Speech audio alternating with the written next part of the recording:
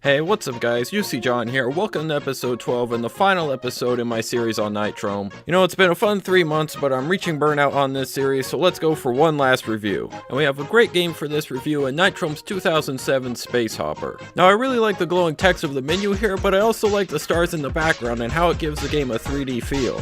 I also really like the menu music and how it sounds futuristic, and it's really something that I would want to moonwalk to. Now under the instructions tab, there's a great tutorial which explains the game, and it's really classic Nitrome here where it's a simple concept but is really unique and works out great. So to play the game, you use the left and right arrows to walk around the planets, and you can jump from planet to planet, and the bigger planets have a stronger gravitational field, which is extremely scientific, and the fact that this game is not required in science class is absurd.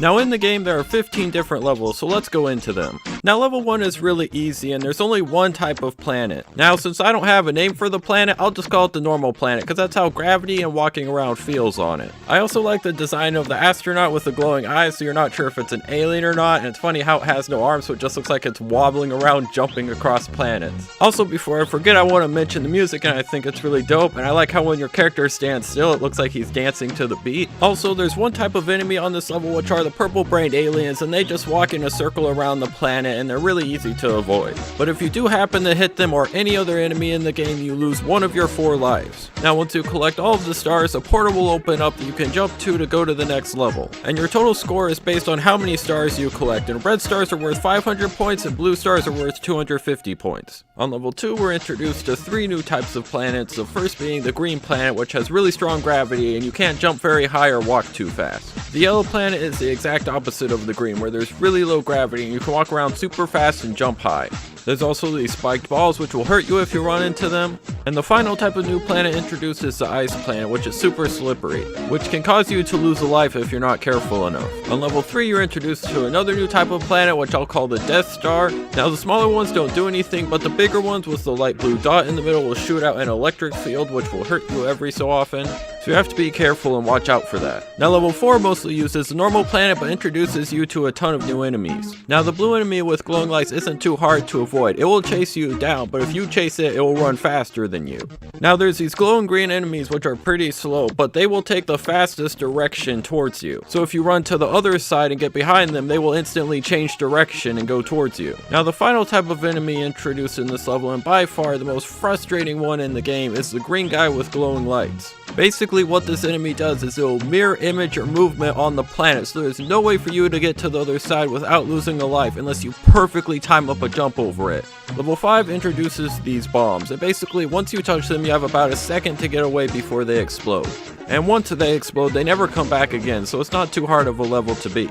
Level 6 introduces these asteroids which go super fast around the planets, but unfortunately you're not allowed to jump on them as you only lose a life. Level 7 introduces you to 2 new types of enemies, the first being the blue enemy which will jump up and down in one place, the second being the green enemy which will rotate around the planet jumping up and down. And I also like the design of this level where you use these little asteroids to carry you from planet to planet. Level 8 is completely made up of ice planets, so once again as long as your momentum doesn't run you into an enemy, it shouldn't be too hard of a level to beat. Level 9 has a good combination of the heavy gravity planets with the glowing enemies which will track you down, as well as normal planets with the purple enemies, and I think it's a good mix. In level 10 we're introduced to the lava planet, and I don't know the right terminology, but I think it's the molten part which is hardened and you're able to walk on that, and then the liquid lava part you're not able to walk on without losing a life. Now on this level the setup is pretty cool as the lava planet acts like the sun, and although there are planets and asteroids go around it. Now on level 11 you have to start by going to the left, because if you go to the right there's no way of getting back. Now on my first playthrough I went to the right and I needed to go back to collect more stars, but it's impossible to jump from this asteroid to that lava planet in order to get back. So be sure to keep that in mind when you play, but outside of that it's not too challenging a level. The hardest part is jumping over the lava, as the gravity and how far you'll jump is pretty hard to feel out. On level 12 I think it looks pretty cool how they only have fire planets and ice planets. And the level does get pretty challenging trying to jump over lava as well as watching out for enemies. Now level 13 does get really intense as there's so many spikes and different types of enemies that you have to avoid. There's also a new type of enemy, the squid, which pops in and out of the planet. So this level was somewhat challenging and took a couple of tries to beat, but it was nowhere near as challenging as level 14. Which was so challenging, the man, the myth, the legend, Agent Blue 3, who called Hot Air level 25 easy, said that this level is extremely hard to beat. Now first of all, to beat this level, as far as I know, you're gonna have to lose a life or two, because the green enemies which mirror image your movement are back and there's no way of avoiding them. And what's also annoying is once you get past the green enemy, there's an annoying orange dude in a UFO flying back and forth. Once you get past all that, you have to get past the green enemy which tracks you down, but be quick enough so that the UFO doesn't hit you, and also take a hit from the second green enemy. Then you can go down and collect the rest of the stars, then make your way back and jump to the portal. Now in total, this level took me about half an hour to beat, so it was super hard.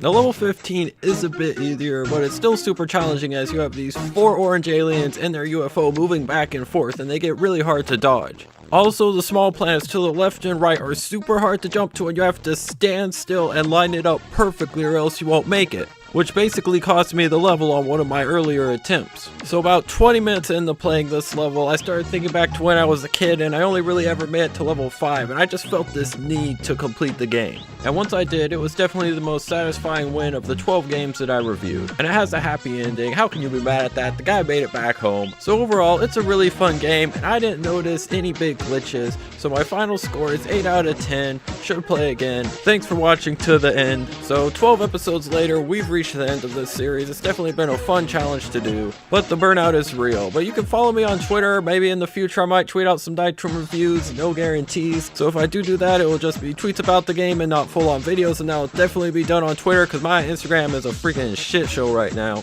But once again, thanks for watching to the end. I hope you enjoyed this series. Leave a like and subscribe, and I will see you all next time. Lace up.